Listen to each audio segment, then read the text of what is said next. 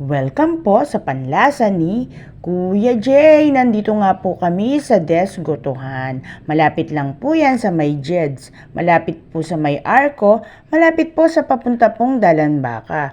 At syempre nga po, ang Desgotohan po ay 24 hours na naka-open.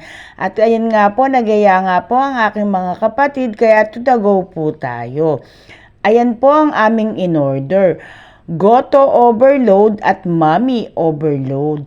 Ang dami nga po nilang maglagay ng order dyan. At syempre nga po, ayan no, pinipiraso pa nga po nila yung mga laman.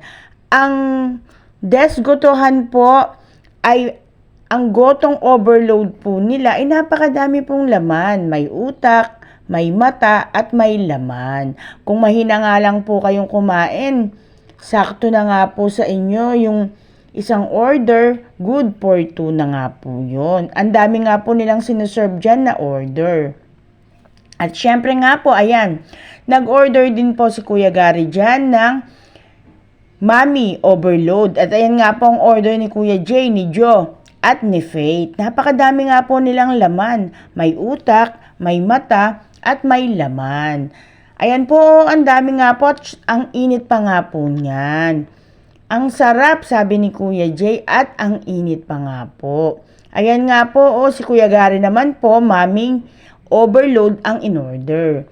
At syempre nga po, dahil nga po marami ang mami overload, ayan po, busog na busog nga po dyan si Kuya Gary. At syempre nga po, si Kevin nga po ay nag-isa lang na order kasama po si Mean. Dahil nga po marami po yung order nila, nag-share na nga lang po sila dyan. Ayan po ang utak ko, ang mata at ang laman. At syempre nag-order din po dyan si Kevin ng kanin. Dahil nga po napakadami nga po ng serving nila. Ayan po ang sarap. At ayan nga po ang aming pamilya. Hindi po kami kumpleto dyan dahil nga po madaling araw na yan.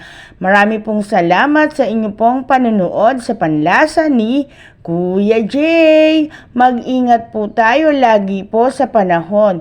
Sa palagi pong pag-high tide.